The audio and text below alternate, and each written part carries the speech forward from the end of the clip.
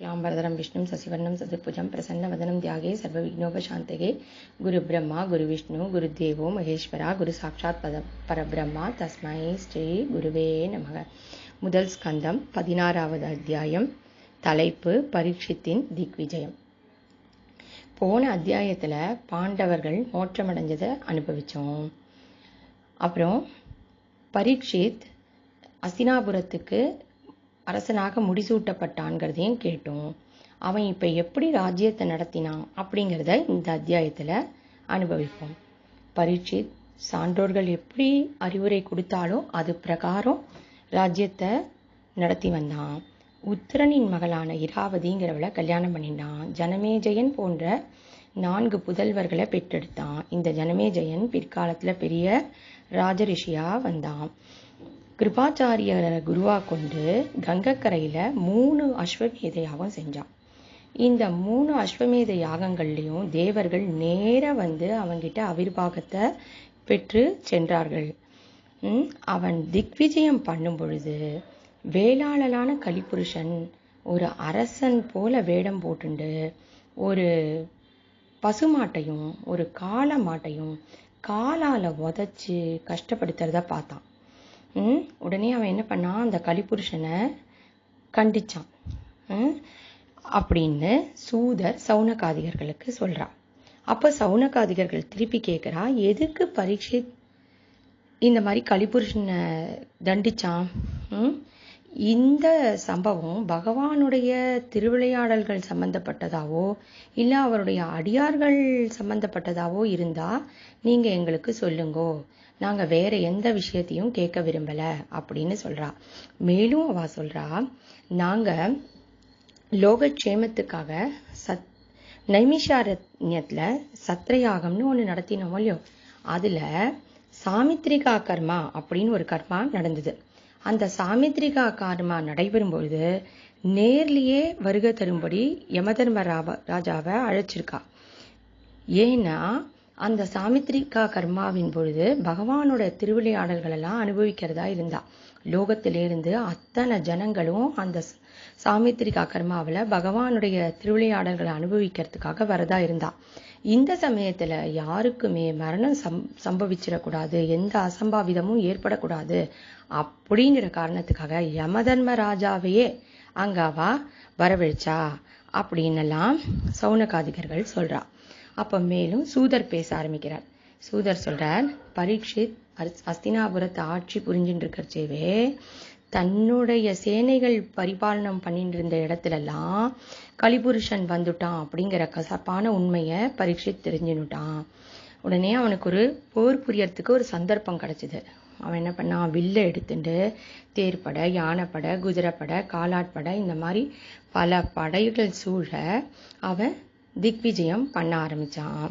அவன் பத்ராசுகம், கேதுமாலம், பாரதம், உத்தரகுரு, கிம்புருஷம் இந்த மாதிரியான தேசங்கள் எல்லாம் வென்று அவாக்கிட்டேருந்து கப்பங்கள் எல்லாம் பெற ஆரம்பிச்சான். இந்த பத்ராசுகம், கேதுமாலம், பாரதம், உத்தரகுரு இதெல்லாம் வந்து ஜம்பு தீவுக்குள்ள இருக்கிற வருஷங்கள். இதெல்லாம் பத்தி நம்ம பின்னாடி 5வது ஸ்கந்தத்துல அனுபவிப்போம். இப்படி அவன் திக்விஜயம் பண்ணிட்டு போயிட்டே இருக்கான் இல்லையா. அப்ப வழியிலெல்லாம் பாண்டவாளோட பெருமை, பகவான் கிருஷ்ணரோட பெருமை, அப்புறம் அஸ்வத்தாமியாவினுடைய பிரம்மாஸ்திரத்தினால இவன் காப்பாற்றப்பட்டான் இல்லையா அந்த விஷயம், அப்புறம் பாண்டவாளுக்கும் யாதவாளுக்கும் இருந்த ஒரு உறவு, பாண்டவா கிருஷ்ணனிடம் கொண்டிருந்த பக்தி, இதையெல்லாம் பத்தி போற வழியில இருந்த ஜனங்கள்லாம் பேசுறத பார்த்து அவன் ரொம்ப சந்தோஷப்பட்டுனான். அந்த மாதிரி பேசிட்டு இருந்தவாளுக்கெல்லாம் நிறைய நகைகளையும் நல்ல பட்டாடைகளும் எல்லாத்தையும் பரிசா கொடுத்தான். அவெல்லாம் இன்னும் போற வழியில இருந்த ஜனங்கள்லாம் இன்னும் பகவானுடைய பெருமையை பத்தியும் பாண்டவாளோட பெருமையை பத்தியும் பேசுறா. அவ என்ன பேசிட்டு இருந்தா அப்படிங்கறத இப்ப அனுபவிப்போம். அவெல்லாம் என்ன சொன்னான, பாண்டவர்களுக்கு பகவானே தேரோட்டியா இருந்தான், மந்திரியா இருந்து நிறைய ஆலோசனைகள்லாம் கொடுத்தான். அவன் நடத்தின ராஜசூய யாகத்துக்கு வருகை தந்தவாளுக்கெல்லாம் அவனே காலம்பி விட்டான். மேலும் இரவு நேரத்துல கையில வில்ல ஏந்தி பாசறையின் வாயில்ல நின்னு காவல் காத்தான். அவளோட சேர்ந்தே ஒலாவின் இருந்தான். சில சமயம் தர்மரை கிருஷ்ணரே வணங்கினாராம் மற்றும் பாண்டவால உலகமே மதிக்கும்படி செஞ்சாராம். இந்த மாதிரி பாண்டவாலும் கிருஷ்ணரும் பரஸ்பரம் ஒருத்தருக்கு ஒருத்தர் அன்பு கொண்டிருந்தா இப்படின்லாம் ஜனங்கள் செவி குளிர பேசுறத கேட்டுட்டு அவனுக்கு பகவான் மேல பக்தி மேலும் மேலும் வளர்ந்துதான். இந்த மாதிரி இவன் அறநெறி தவறாம ஆட்சி புரிஞ்சிருந்த அந்த காலகட்டத்துல ஒரு சம்பவம் நடந்தது. என்னன்னா, தர்மதேவர் அவர் எருது வேஷம் போட்டுட்டு வரார். அவர் அந்த காளமாடு வேஷம், அந்த காளமாடு வேஷம் போட்டிருந்த அவருக்கு ஒரு கால் தான் இருந்தது. மற்ற 3 கால் என்னாச்சு அப்படின்னா, அவருக்கு கிருத யுகத்துல 4 கால் இருந்தது. 4 கால்கள் என்னென்ன? தவம், ஒழுக்கம், தயை, சத்தியம். இவை ஒவ்வொரு யுகம் முடிவுலையும் ஒவ்வொரு காலா இழந்து இப்ப கலியுக ஆரம்பிக்கிற நேரத்துல சத்தியம்ங்கிற ஒரே காலோட இருக்கார். இந்த மாதிரி கால ரூபத்துல தர்மதேவர் இருக்கார். அவர் பூமாதேவிய பாக்குறார். பூமாதேவி அப்ப எந்த ரூபத்துல இருந்தாள்னா பசு ரூபத்துல இருந்தா. அவ எப்படி இருந்தாள்னா முகமெல்லாம் வாடி அப்படியே களை இழந்து இருந்தா.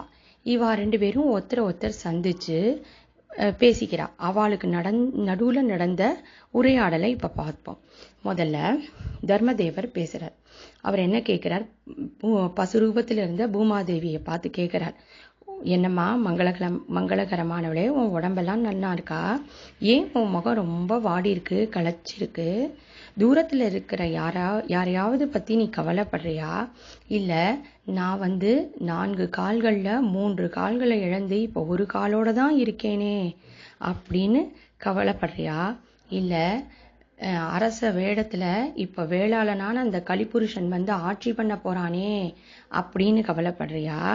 இனிமே வேள்விகள்லாம் ஒன்னும் நடக்க போறதில்ல, அதனால தேவர்களுக்கு அவிர்வாகமும் கிடைக்க போறதில்லைன்னு கவலைப்படுறியா? தேவர்களுக்கு அவிர்வாகம் கிடைக்காததுனால இந்திரன் கோபப்பட்டு மழையே பெய்விக்க போறது இல்லையேன்னு கவலைப்படுறியா? அதனால என் மேல இருக்கிற ஜனங்கள்லாம் பஞ்சத்துல கஷ்டப்பட போறாளே அப்படின்னு நீ கவலைப்படுறியா? இல்ல அரக்க மனம் கொண்ட ஜனங்கள்னால பெண்களும் குழந்தைகளும் கஷ்டப்பட போறாளே அப்படின்னு கவலைப்படுறியா? அப்புறம் வேத மோதியும் அந்தணர்கள் தப்பான கர்மாக்களுக்கு அதை பயன்படுத்த போறாளே அப்படின்னு கவலைப்படுறியா?